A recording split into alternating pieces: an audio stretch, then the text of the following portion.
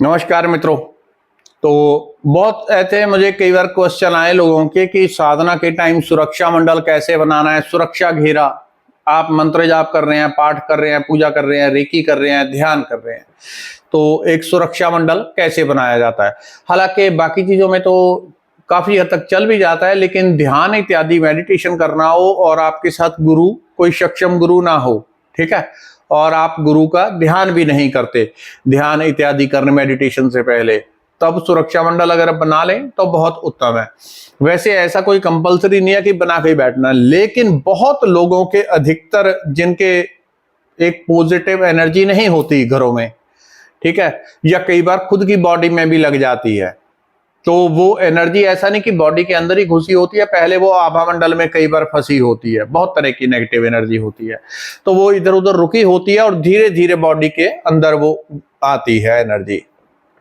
तो उससे बचने के लिए, और घर में ऐसा होता है और चार घर में लोग हैं आपके, तो नेगेटिव एनर्जी किसी की भी बॉडी में लगी होगी, और आप अगर सीधा ध्यान करने बैठ जाते हैं तो उसका थोड़ा खतरा होता है कि नेगेटिव एनर्जी बॉडी में आ जाती है, और पता उसका कब चलता है, साल बाद, 6 महीने, 2 साल, 3 साल बाद, जब तक वो बॉडी में थोड़ी स्थिर हो जाती है, अपनी जड़ें जमा लेती है, तो ऐसी स्थिति में उसका पता चलता है, फिर उसका तब तक वो बहुत नुकसान कर देती है, खास तौर पे आध्यात्मिक रूप से। आपने जितना पाठ भजन इत्यादि अच्छे काम किए, वो उस एनर्जी को ग्रहण कर लेती है, खा लेती है, ठीक है, तो उससे उसको तो बहुत फायदा हो जाता है।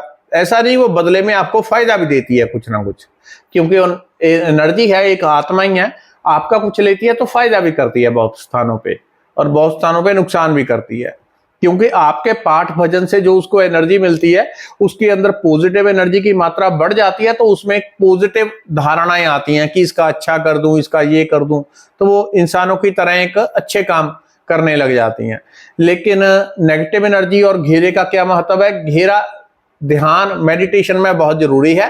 तो बनाना कैसे है? अगर आपने कोई गुरु धारण किया हुआ है, उसका भी बहुत, फिर तो बहुत उत्तम है, बहुत उत्तम है। अगर कोई सक्षम गुरु आपके पास है, अधिकतर तो मैंने देखा है गुरु को वो लोग टाइम पास की तरह लेते हैं। कोई पंडित जी आए, हमारी एक रिश्तेदार मैंने देखे, तो वो कहते हैं हमारे घर में ये पंडित जी आए, तो वो कथा करके गए, उन्होंने गुरु मंत्र ले लिया और उन्होंने दे भी दिया, ये लो गुरु मंत्र। अब गुरु मंत्र कोई बादाम की तरह उठा के दे दिया, गुरु मंत्र ले लो, ना देने वाले को पता ना लेने वाले को पता मंत्र की क्या अहमियत है। वो कबीर साहब का एक है ऐसा श्लोक कि गुरु चेला दोनों नरक में पड़े, तो ऐसा हल होता है। तो अगर आपके पास प्रॉपर सही गुरु है, जो साधु हो, उच्च कोटि का ज्ञानी हो, ठीक है, तो उसकी एनर्जी का मंडल इतना होता है, अगर आप उसका ध्यान कर लेते हैं, आप उसका गुरु का ध्यान करें, उनके लिए धूप दीप आपने जो भी एक पुष्प चढ़ा दिया, जो भी आप करते हैं, तिलक लगा दिया, आपने अर्पित कर दिया, हे गुरुवर आप आओ और मुझे सुरक्षा मंडल प्रदान करो। आपने गुरु को अपने प्रार्थना करनी है, जिनके गुरु नहीं है उनका भी बताता हूं, आपने ये प्रार्थना करनी है, एक बार गुरु से आप स्थूल रूप हो या सूक्ष्म से उनकी पूजा अर्चना कर दे तो अति उत्तम है। ये अति जरूरी है, करनी चाहिए, क्योंकि जब भी आपके ऊपर कोई दिक्कत परेशानी समस्या आती है तो सबसे पहले फिर गुरु आते हैं। हालांकि आपके पितर बहुत नजदीक होते हैं, लेकिन गुरु के स्थान पे गुरु ही रहेगा, तो गुरु आते हैं। इसलिए गुरु की साथ जितना आपका वो जुड़ाव होगा, उतना आप सुरक्षित रहेंगे। आपको पता भी नहीं चलता, समस्या आके पास से गुजर जाती है, गुरु निकाल देते हैं, काट देते हैं। तो गुरु का लगातार चिंतन करने से आपका सुरक्षा मंडल वैसे ही बना रहता है। दूसरा, जो गुरु से मंत्र आपको प्राप्त है, आपने इस तरह से हाथों को रगड़ते हुए ऐसे, ठीक है, 7 बार आपने मंत्र का जाप करना है। किसी को राम राम मिला हुआ है, राम कृष्ण राम कृष्ण राम कृष्ण, जो भी है, राधे राधे राधे, 7 बार आप इस तरह से मसलते रहें हाथों को, ठीक है, और 7 बार या 11 बार आप मंत्र का जाप कर दें। ज्यादा करते तो उत्तम है, कम से कम मंत्र कईयों के बड़े भी होते हैं, तो 7 अथवा 11 बार आप जाप करें। और आपने प्रार्थना करनी है एक बार पहले मंत्र जाप से कि मेरे चारों ओर ऊर्जा का सुरक्षा मंडल बन जाए इस मंत्र के द्वारा। ऐसी धारणा, ऐसा संकल्प, प्रण देना होता है कि मेरे चारों ओर मेरे गुरु मंत्र से सुरक्षा मंडल बन जाए।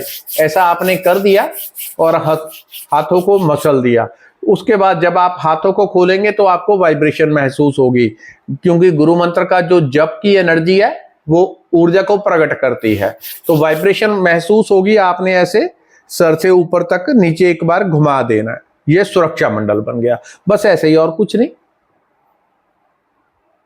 अब कितनी यहां से ऊटपटांग प्रश्न मत करना, ऐसे आते हैं बहुत प्रश्न, बस घुमाना है ऊपर से नीचे तक, ठीक है, पैरों तक ऐसे घुटनों तक फैला दिया। ये क्या होता है, एक मोटी ऊर्जा की परत बन जाती है शरीर पे।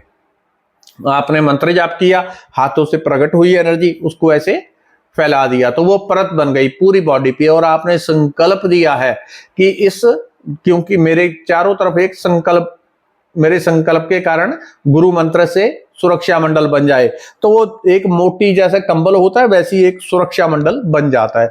ये नॉर्मली 24 घंटे तक काम करती है, ठीक है, वैसे 21 घंटे तक काम करती है, वैसे 24 घंटे लगभग निकाल देती है ये सुरक्षा मंडल। और हर रोज इसका निर्माण करना पड़ता है। अगर आप चाहते हैं परमानेंट प्रोटेक्शन रहे तो 21 दिन आप लगातार इस क्रम से इसको करेंगे और आपके चारों ओर सुरक्षा मंडल बन जाएगा।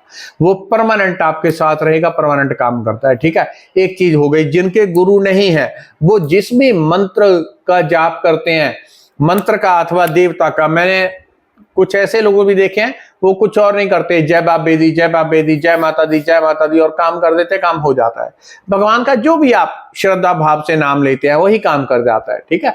जो भी आप मंत्र जाप करते हैं आप उसी का इस तरह से करें और ऐसे वो फैला दें पूरी बॉडी पे सुरक्षा। जिनका कोई गुरु नहीं है वो भी इसी प्रोसेस को फॉलो कर ले, ठीक है। लेकिन एक मंत्र आपका पर्टिकुलर होना चाहिए, क्योंकि पहले क्या करना चाहिए, मंत्र जाप अथवा ध्यान, पहले आपको मंत्र जाप करना चाहिए या रेकी। रेकी सर्वोत्तम है। रेकी तो एक ऐसी है कि वो एक एक नट बोल्ट को जो जंग लगे हैं उसको खोल के रेक मार्ग लगा के उस पर तेल दे देती है, प्रॉपर वर्क कर देती है। और रेकी का एक लेवल यहाँ पे फ्री में बताया हुआ है, प्लेलिस्ट में आपको मिल जाएगा।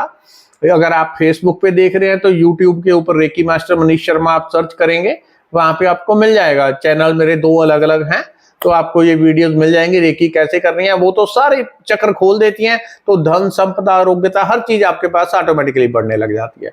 ये छोटे छोटे आपने काम कर लिए, इससे सुरक्षा मंडल बनता है। और बनाना क्यों है, क्योंकि इर्द गिर्द वातावरण में, घर में, स्थान में नेगेटिव एनर्जी होती है। कई बार आप घर से बाहर गए, कि होटल में गए, तो वहां पे तो जो है वो ज्यादा साधना नहीं करनी चाहिए, एक शुद्ध सात्विक स्थान पे करनी चाहिए।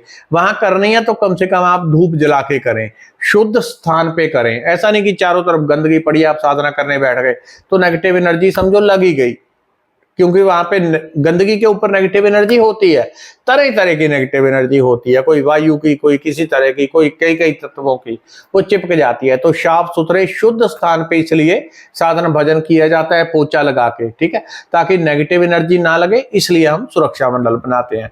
तो हमेशा जो लोग रेकी करते हैं, तो आप एक रेकी से चौकरे सिंबल बना दें, इस प्रकार से बड़ा सा चौकरे, ठीक है, वो चौकरे सिंबल बना के आपको प्रोसेस बताया होता है, उससे आपकी परमानेंट प्रोटेक्शन हो जाती है। जो रेकी की प्रोटेक्शन है वो और भी कई गुना नॉर्मल से सैकड़ों गुना पावरफुल होती है। उसमें लाइट, बहुत तरह के कनेक्शंस होते हैं, ये फर्क होता है। धन्यवाद, नमस्कार।